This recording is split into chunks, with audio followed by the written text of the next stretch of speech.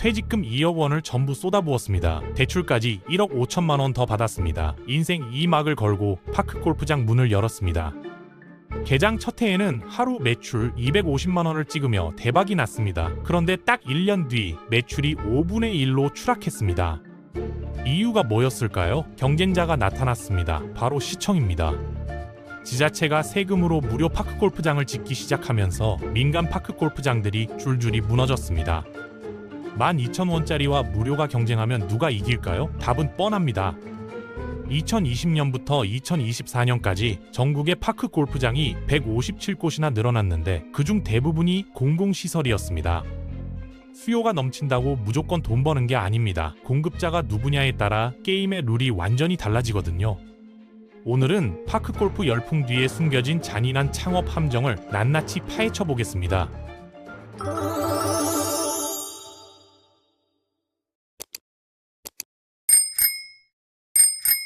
먼저 왜 파크 골프가 이렇게 폭발적으로 성장했는지부터 이해해야 합니다. 파크 골프는 1983년 일본 홋카이도에서 시작된 스포츠입니다. 한국에는 2000년대 초반 들어왔고 처음엔 거의 주목받지 못했습니다. 그러다 2020년을 기점으로 상황이 완전히 달라졌습니다. 코로나19가 터지면서 실내 활동이 제한됐고 사람들은 야외 스포츠를 찾기 시작했거든요. 동시에 베이비붐 세대가 본격적으로 은퇴하기 시작했습니다. 1955년에서 1963년 사이에 태어난 사람들이 60대에 진입하면서 노년층 인구가 급증했습니다. 이들은 경제적으로 여유가 있고 건강에 대한 관심이 높으며 무엇보다 시간이 많았습니다. 일반 골프는 18홀 도는데 4시간에서 5시간이 걸리고 그린피만 10만 원에서 15만 원이 훌쩍 넘습니다. 카트비, 캐디피까지 합치면 한 번에 20만 원 가까이 들어가죠. 은퇴한 어르신들이 매주 즐기기에는 부담스러운 금액입니다.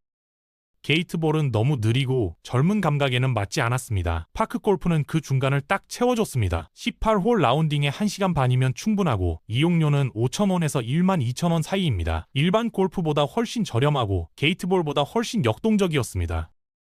특히 건강 효과가 입증되면서 인기가 폭발했습니다. 파크 골프를 꾸준히 치면 혈압이 정상화되고 체중이 감소한다는 연구 결과들이 나왔거든요. 1시간 반 동안 걷고 공을 치고 허리를 쓰는 동작이 반복되니까 자연스럽게 유산소 운동과 스트레칭 효과가 있는 겁니다. 무엇보다 같은 또래 은퇴자들이 함께 어울릴 수 있다는 점이 매력이었습니다. 퇴직하고 나면 갑자기 만날 사람이 없어지잖아요. 매일 출근하던 사람이 갑자기 할 일이 없어지면 우울증이 오기도 하고 급격히 늙어버리는 경우도 많습니다. 파크 골프는 그런 사람들에게 새로운 커뮤니티를 만들어줬습니다. 숫자로 확인해 볼까요? 2020년 전국 파크 골프장은 254곳이었습니다. 2024년에는 441곳으로 늘었습니다. 4년 만에 157곳이 증가한 겁니다. 동호인 수는 더 놀랍습니다. 2020년 4만 5천 명이던 동호인이 2024년에는 18만 명을 넘어섰습니다. 4배가 폭증한 거죠. 누가 봐도 블루오션이었습니다. 수요는 넘치는데 공급은 부족한 전형적인 황금 시장이었습니다. 그래서 많은 사람들이 뛰어들었습니다. 퇴직금을 털어서 대출을 받아서 인생 2막을 걸고 파크 골프장 창업에 나섰습니다. 특히 은퇴자들이 많이 뛰어들었습니다. 자신도 파크 골프를 즐기고 있으니까 사업성을 잘 안다고 생각한 거죠. 농협에서 35년 일하고 퇴직한 사람, 대기업에서 임원까지 하고 나온 사람, 공무원 연금 받으면서 제2의 인생을 꿈꾸는 사람들이었습니다. 이런 분들이 퇴직금 2억 원에 대출 1억 촌에서 2억 원을 더해 총 3억 원에서 4억 원을 투자하는 경우가 흔했습니다. 18홀 규모의 파크 골프장을 조성하려면 약 5,000평의 부지가 필요합니다. 하고 토지 매입까지 하면 10억 원에서 20억 원이 들어갑니다. 하지만 토지를 장기 임대하면 4억 원에서 5억 원 선에서 가능했습니다. 보증금 8천만 원에 월세 200만 원, 10년 계약 이런 식이었죠. 잔디 조성, 코스 설계, 클럽하우스 건립까지 하면 추가로 1억 5천만 원에서 2억 원이 들어갔습니다. 동호회 친구들은 사장님이 차리시면 우리가 다 갈게요. 회원으로 가입할게요 라며 응원했습니다. 이런 말들이 창업을 결심하게 만드는 결정적인 계기가 됐습니다. 수요가 넘치는데 공급이 부족하면 그건 확실한 사업 기회라고 생각한 거죠. 경제학의 기본 아닙니까? 초반에는 실제로 잘 됐습니다. 개장 첫 해 성수기에는 하루 이용객 200명 이상, 매출 250만 원을 찍는 날도 있었습니다. 월 매출 2천만 원에서 2,500만 원이면 꽤 괜찮은 수준입니다. 입소문이 퍼지면서 예약이 밀리고 블로그와 카페에 후기가 올라오고 네이버 지도 리뷰도 별 5개가 줄을 이었습니다. 유명 파크골프 유튜버가 촬영을 오면 예약 전화가 폭주했습니다. 꿈꾸던 노후가 현실이 되는 것 같았습니다. 사장님들은 확신했습니다. 역시 내 선택이 옳았어. 앞으로 5년만 이렇게 하면 투자금 회수하고 연금처럼 받을 수 있겠는걸. 그런데 문제가 터졌습니다. 지자체가 무료 파크골프장을 짓기 시작한 겁니다. 파크골프 열풍이 불자 전국의 지자체들이 앞다퉈 파크골프장 건설에 나섰습니다. 노인 복지 사업으로 예산을 따기 쉬웠거든요. 고령화 시대에 노인들의 건강과 사회활동을 지원한다는 명분이 있으니까 반대하기도 어려웠습니다. 선거철만 되면 파크골프장 건설 공약이 쏟아졌습니다. 시의원 후보들은 지역구마다 파크골프장 하나씩 짓겠다고 약속했고 실제로 당선되면 그 약속을 지켰습니다. 처음에 민간 파크골프장 사업자들은 대수롭지 않게 여겼습니다. 무료 파크 골프장은 시설이 별로잖아. 잔디도 엉망이고 대기 시간도 길고 우리랑 비교가 안 돼. 이렇게 생각했습니다. 하지만 현실은 달랐습니다. 지자체가 짓는 파크 골프장은 규모도 컸고 시설도 나쁘지 않았습니다. 36홀, 54홀 규모의 잔디 관리도 제대로 했습니다. 세금으로 운영하니까 관리 인력도 충분히 투입할 수 있었죠. 무엇보다 무료였습니다. 또는 3,000원에서 5,000원이었습니다. 60대에서 70대 어르신들에게 12,000원과 0원의 차이는 결코 작지 않았습니다. 한 달에 20번 라운딩하는 분들한테 그건 24만 원의 차이입니다. 연간으로 치면 300만 원 가까이 되는 돈이죠. 은퇴한 어르신들 대부분이 연금과 저축으로 생활하시는 분들입니다. 12,000원 아끼면 손자에게 햄버거 하나 더 사줄 수 있는데 왜 굳이 유료 팝골프장에 와야 합니까? 사장님이 차리시면 우리가 다 갈게요라던 사람들이 하나둘 발길을 돌렸습니다. 미안해. 솔직히 12,000원이면 한 달에 너무 많이 나가. 무료로 칠 수 있는데 굳이. 친분과 사업은 별개였습니다. 우리가 다 갈게요 라는 말은 진심이었을 겁니다. 하지만 공짜일 때 가겠다는 뜻이지 12,000원을 내고 가겠다는 뜻이 아니었습니다. 매출이 급락하기 시작했습니다. 전년 동월 대비 절반 수준으로 떨어지는데 1년도 안 걸렸습니다. 월 매출 2,500만 원이던 곳이 1천만 원대로 떨어지고 결국 500만 원도 안 되는 지경까지 추락했습니다. 설상가상으로 겨울이 문제였습니다. 팝골프는 야외 스포츠입니다. 기온이 영하로 떨어지면 잔디가 얼어붙어 라운딩 자체가 불가능해집니다. 홀컵이 얼고 공이 굴러가지 않습니다. 일반 골프장은 히터와 방풍막으로 겨울에도 영업하지만 파크 골프장은 규모도 작고 그런 투자를 할 여력이 없습니다. 겨울 4개월 동안 매출은 사실상 제로입니다. 하지만 고정비는 꼬박꼬박 나갑니다.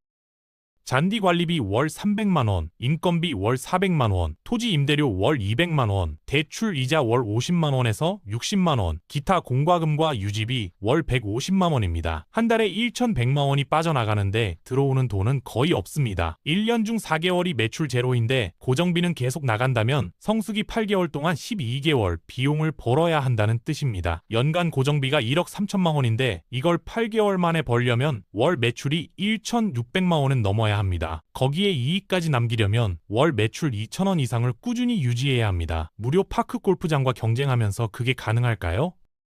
한 사례를 들어보겠습니다. 경기도 어느 도시에서 35년간 공무원 생활을 하고 퇴직한 분이 있었습니다. 연금이 월 250만 원 나왔고 퇴직금은 2억 2천만 원이었습니다. 파크 골프를 즐기던 그는 동호회 친구들의 권유로 파크 골프장 창업을 결심했습니다. 퇴직금 전액과 대출 1억 5천만 원을 합쳐 총 3억 7천만 원을 투자했습니다. 2022년 봄에 개장했고 첫 해에는 정말 잘 됐습니다. 월 매출 2천만 원을 넘기는 달도 많았고 성수기에는 2,500만 원까지 찍었습니다. 그런데 2023년 여름 시청에서 차로 15분 거리에 54홀 규모의 무료 파크 골프장이 문을 열었습니다.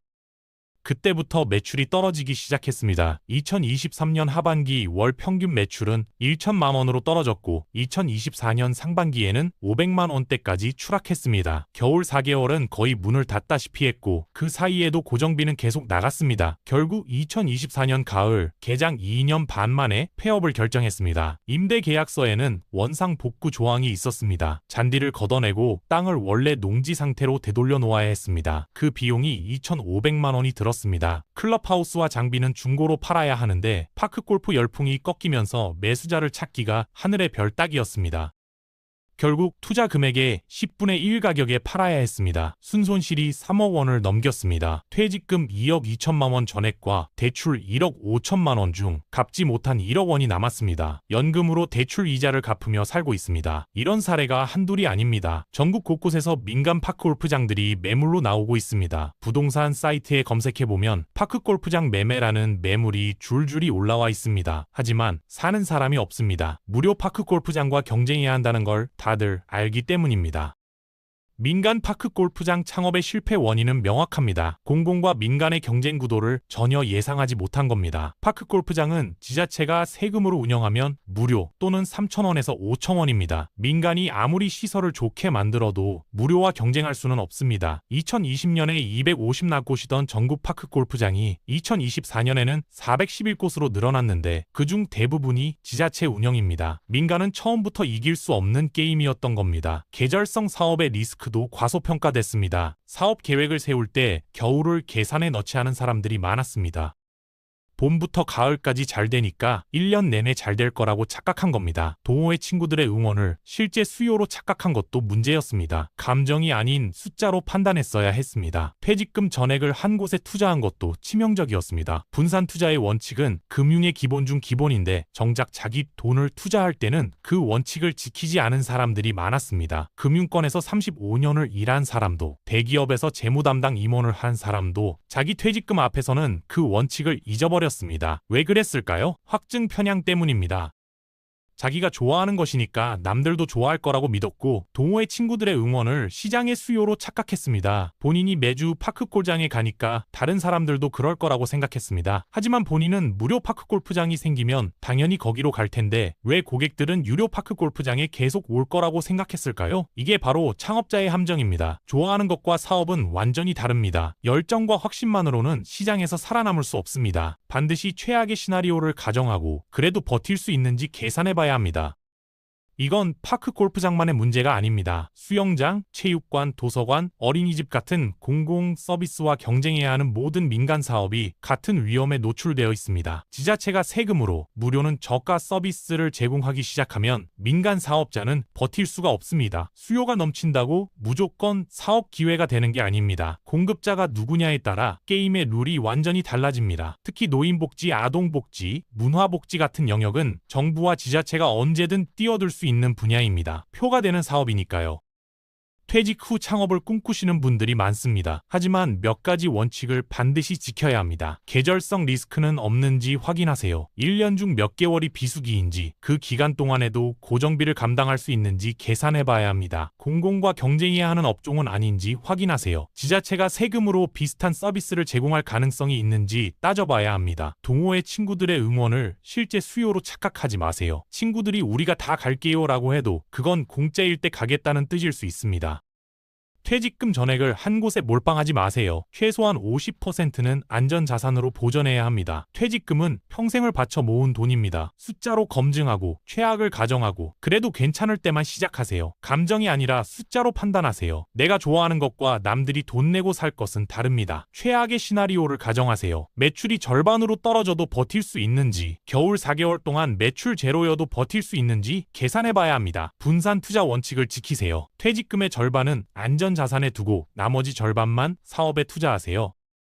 파크골프장 창업 실패는 단순한 사업 실패가 아닙니다. 평생을 일해서 모은 퇴직금이 순식간에 증발하는 인생의 재앙입니다. 60대에 3억 원을 잃으면 회복할 방법이 없습니다. 다시 취업할 수도 없고 사업을 다시 시작할 수도 없습니다. 연금으로 대출 이자를 갚으며 살아야 합니다. 손자에게 용돈번 주기도 어려워집니다. 이게 바로 노후 파산입니다. 파크골프장 창업 열풍은 이제 끝났습니다. 무료 파크골프장이 전국 곳곳에 생기면서 민간 파크골프장은 더 이상 수익을 낼 수 없게 됐습니다.